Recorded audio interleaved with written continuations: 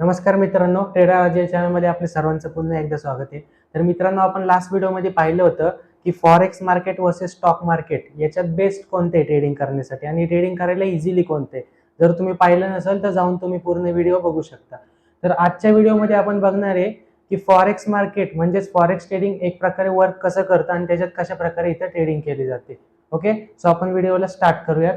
तर सगळ्यात आधी बघायला गेलं तर फॉरेक्स मार्केटमध्ये आपण एक प्रकारे करन्सीज मध्ये ट्रेडिंग करत असतो. म्हणजे एखाद्या करन्सीची प्राइस वर जाते तर दुसऱ्या करन्सीची प्राइस कुठं ना कुठं पडत असते. तर हे करन्सीचं मुवमेंट हे अपडाऊन चालूच राहतं कंटिन्युअसली.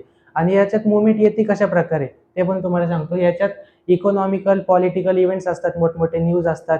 परत मोठ्या प्रमाणात इथं ट्रेडिंग केली जाते. मोठ्या इन्स्टिट्यूशनल बँक्स असतात याच्यात पार्टिसिपेटेड.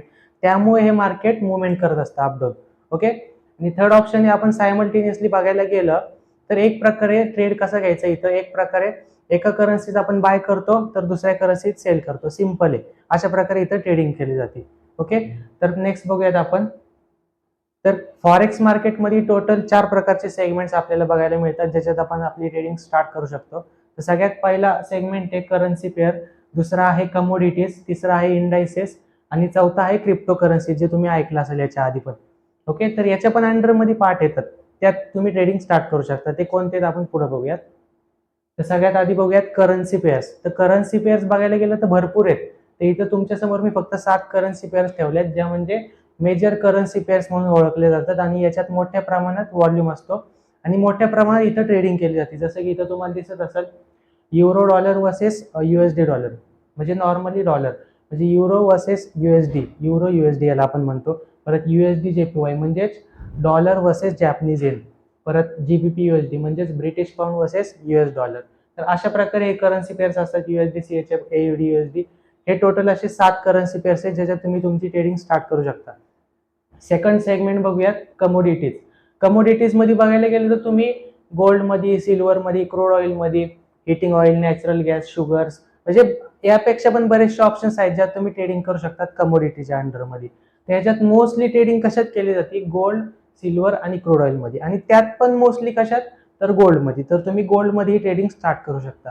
ओके, नेक्स्ट बघूयात फॉरेक्स इंडायसेस. फॉरेक्स इंडायसेस म्हणजे काय, टॉप कंपन्यांचं मिळून जो एकत्र इंडेक्स होतो ना, त्या इंडेक्सवर आपण डायरेक्टली ट्रेडिंग करू शकतो. जसं की इंडियन मार्केटमध्ये टॉप कंपन्यांचं मिळून जो इंडेक्स असतो, ज्याला आपण बँक निफ्टी किंवा निफ्टी 50 म्हणतो, तर त्याच्यात तुम्ही डायरेक्टली जसं ट्रेडिंग करता तसं इथं पण तुम्ही ट्रेडिंग स्टार्ट करू शकता. तर जसं की डाव जोन्स म्हणजेच US30, म्हणजे टॉप 30 कंपन्यांचं मिळून इंडेक्स.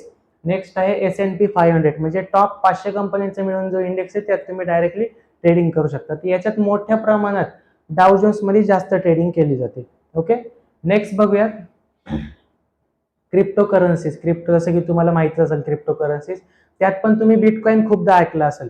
तर बिटकॉइन मध्ये कशा प्रकारे ट्रेडिंग केली जाते, जसं की इथं त्याचे पण करन्सी पेअर्स आहेत. जसं की BTC USD म्हणजेच bitcoin versus US dollar, Ethereum USD म्हणजे Ethereum to US dollar.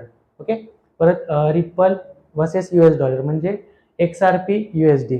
Okay, तर अशा प्रकारचे बरेचसे करन्सी पेअर्स आहेत क्रिप्टो मार्केटमध्ये. तर यात पण मोस्ट ऑफ द टाइम कशा ट्रेडिंग केली जाते, बिटकॉइन वर्सेस USD आणि इथेरियम वर्सेस USD या दोन करन्सी पेअर्स मध्ये मोस्टली ट्रेडिंग केली जाते. सो नेक्स्ट बघूयात, हे ट्रेडिंग करण्यासाठी हे मार्केट 24 आवर्स कशा प्रकारे ओपन असतं आणि कसं अवेलेबल असतं.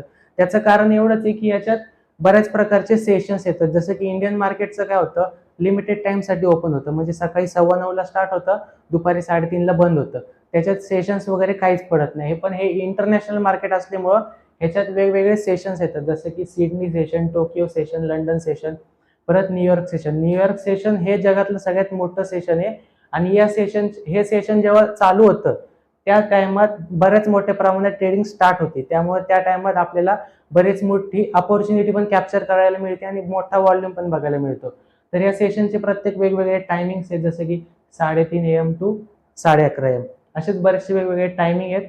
त्या टाइमात ही ट्रेडिंग स्टार्ट असते कंटिन्युअसली. त्यामुळे हे राऊंड फिगर हे जे चेन आहे ही 24 तास चालू असते. ओके, तर नेक्स्ट व्हिडिओत आपण भेटूयात. सो इथपर्यंत इनफ आहे. Thanks all of you.